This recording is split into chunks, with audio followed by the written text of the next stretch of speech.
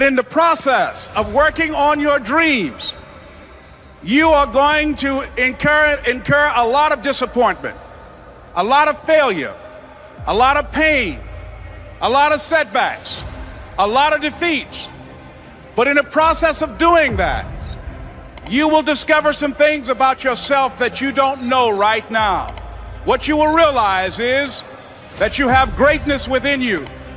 What you'll realize is that you're more powerful than you can ever begin to imagine. What you will realize is that you're greater than your circumstances, that you don't have to go through life being a victim.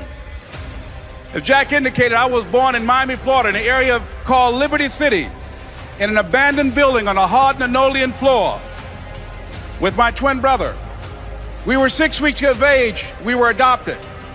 When I was in 5th grade, I was identified as EMR, labeled educable, mentally retarded, put back from the 5th grade into the 4th grade, and stayed in that category until I got out of high school.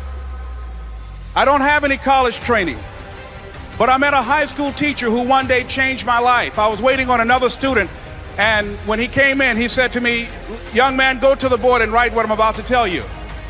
And I said, I can't do that, sir. He said, "Why not?"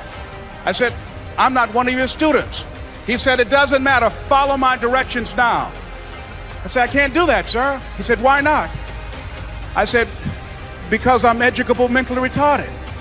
And he came from behind his desk and he looked at me. He said, "Don't ever say that again.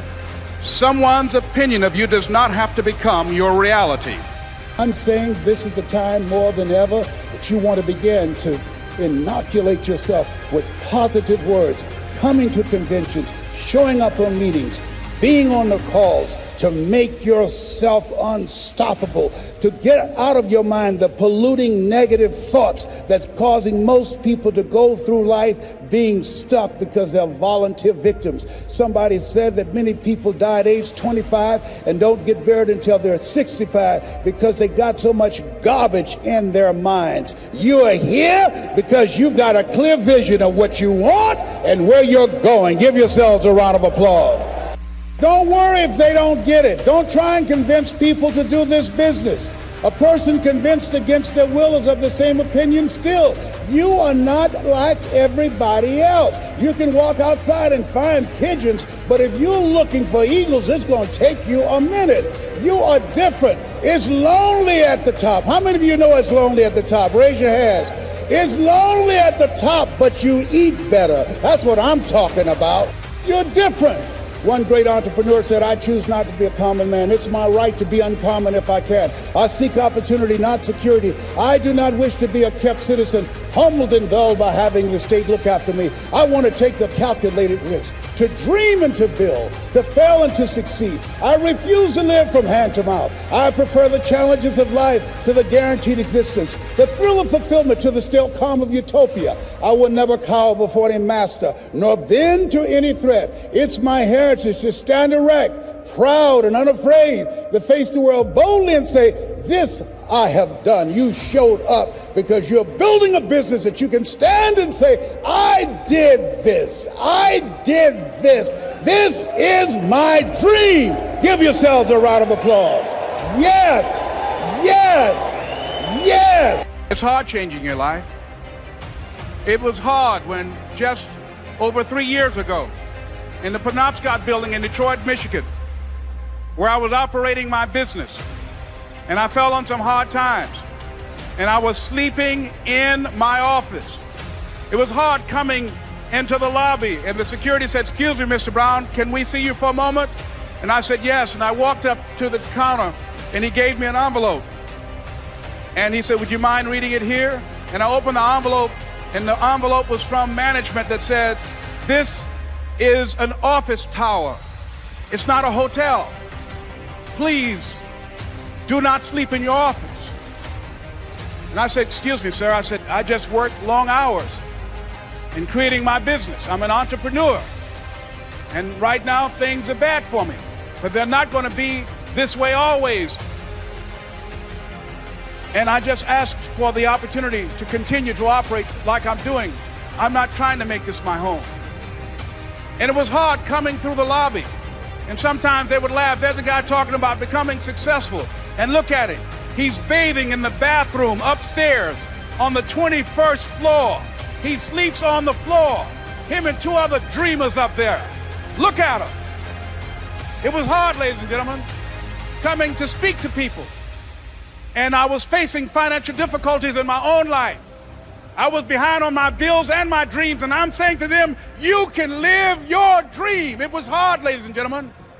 It was very difficult to pick myself up each day believing that I could do it. There were times that I doubted myself.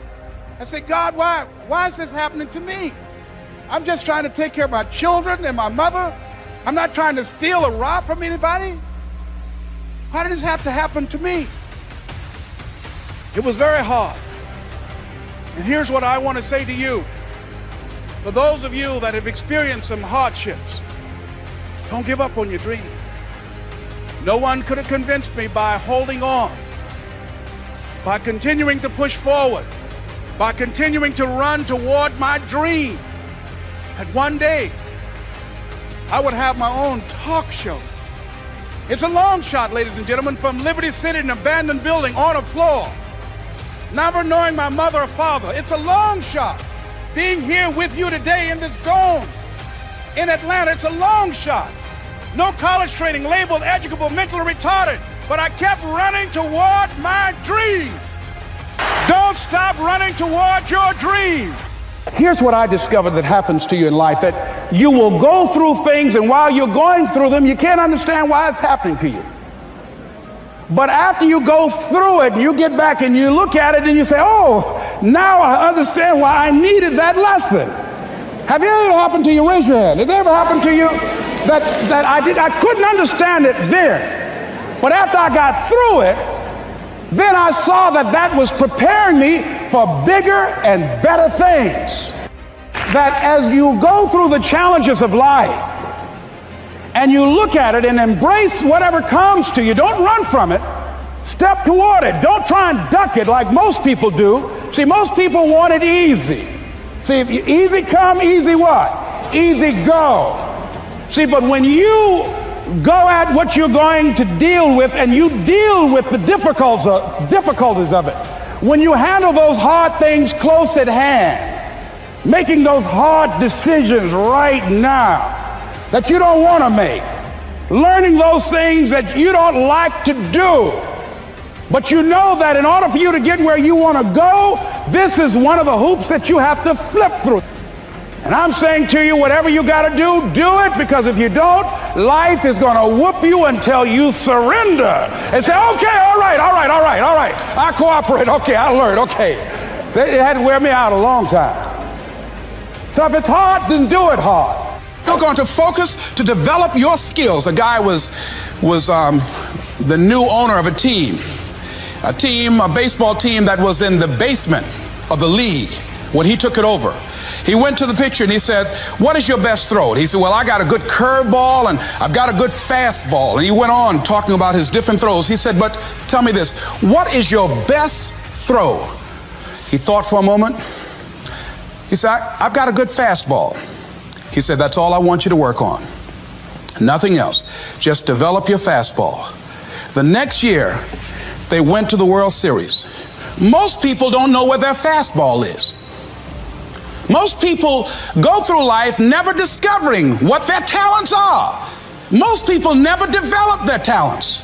They have skills and abilities, but if you don't nurture them, if you don't develop them, they will never serve you. Your gifts can take you many places if you develop your gifts. Most of us don't like to do those things that come easy to us. I've always loved to talk to people. I decided, taking this advice, to develop my skills as a speaker. And my gift has developed and it's taken me many places. You have something that you brought to the universe, and that if you decide that my life deserves my developing this, what I do well, and becoming the best at it, and mastering myself, and seeing what I have within me, if you decide to drop your buckets where you are and develop your gifts, I grant you, you'll never ever be without. I grant you that your gifts will take you places that will literally amaze you.